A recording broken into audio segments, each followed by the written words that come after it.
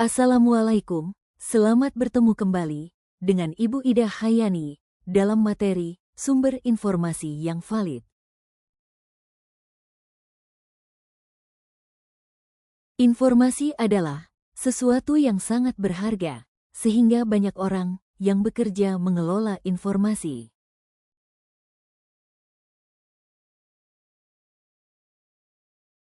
Sumber informasi berupa 1. Ensiklopedi 2. Kamus 3. Thesaurus. Ensiklopedi.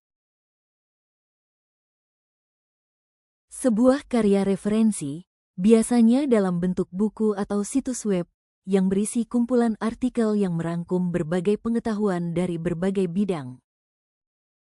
Jenis ensiklopedia dapat berupa ensiklopedia umum, yang mencakup berbagai macam topik, atau ensiklopedia khusus, yang fokus pada bidang ilmu tertentu, seperti ensiklopedia sejarah, ensiklopedia sains, atau ensiklopedia biografi.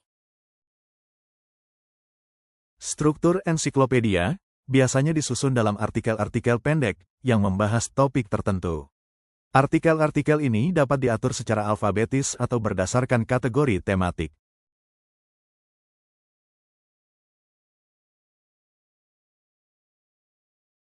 Kamus adalah buku acuan yang memuat daftar kata atau ungkapan suatu bahasa, disusun secara alfabetis, disertai keterangan mengenai makna, ejaan, pelafalan, kelas kata, dan contoh penggunaannya dalam kalimat. Kamus berfungsi sebagai sumber belajar untuk memahami kata-kata baru, dan juga menjadi pedoman untuk keakuratan penggunaan bahasa.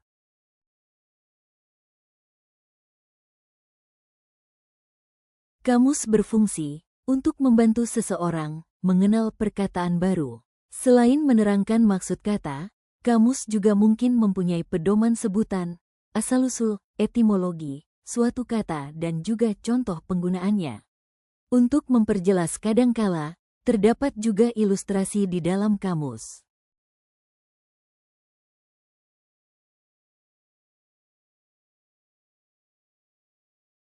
Jenis kamus 1. Kamus Eka Bahasa. Kamus ini hanya menggunakan satu bahasa.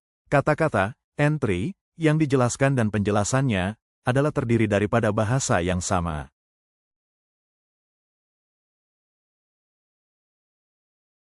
2. Kamus Dwibahasa. Kamus ini menggunakan dua bahasa, yakni kata masukan, daripada bahasa yang dikamuskan, diberi padanan atau pemberian takrifnya dengan menggunakan bahasa yang lain. Contohnya, Kamus Inggris Indonesia. 3. Kamus Aneka Bahasa. Kamus ini sekurang-kurangnya menggunakan 3 bahasa atau lebih. Misalnya, kata bahasa Melayu, bahasa Inggris, dan bahasa Mandarin secara serentak. Contoh bagi Kamus Aneka Bahasa ialah Kamus Melayu Cina Inggris Pelangi susunan Yuen Bon Chan pada tahun 2004.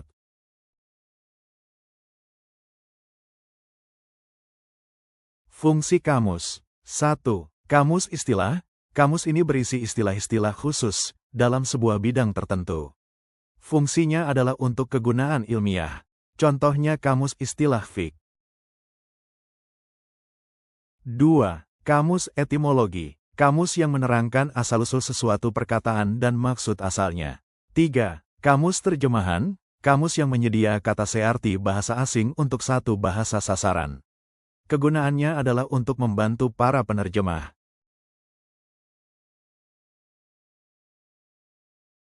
4. Kamus peribahasa, simpulan bahasa. Kamus yang menerangkan maksud sesuatu peribahasa, simpulan bahasa.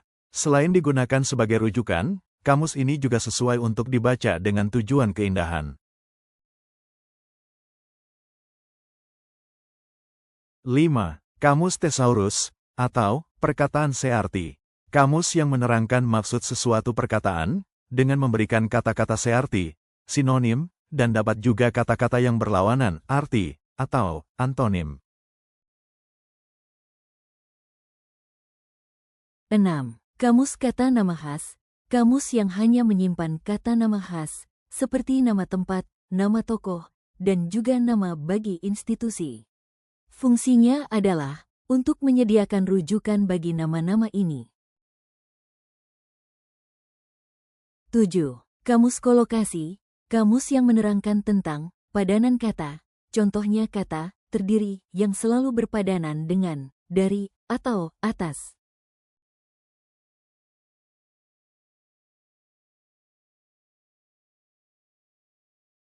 Thesaurus. Thesaurus merupakan sebuah buku sinonim, dua kata atau lebih yang memiliki arti yang sama. Thesaurus sering termasuk karya terkait yang memiliki hal yang hampir sama.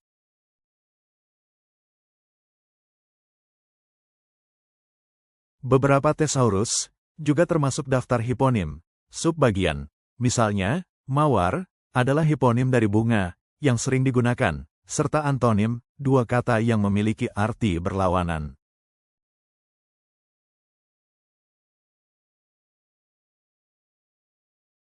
Sebagai contoh, dengan mencari kata besar di sebuah thesaurus, seseorang akan menemukan kata lain yang mirip seperti raya, agung, del.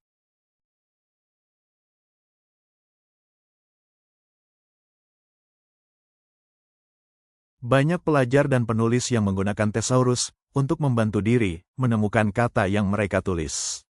Menggunakan thesaurus dapat membantu seseorang menambah kosakatanya, jumlah kata yang mereka tahu. Terima kasih, Ibu Ida Hayani ucapkan. Semoga materi ini bermanfaat untuk anak ibu semua.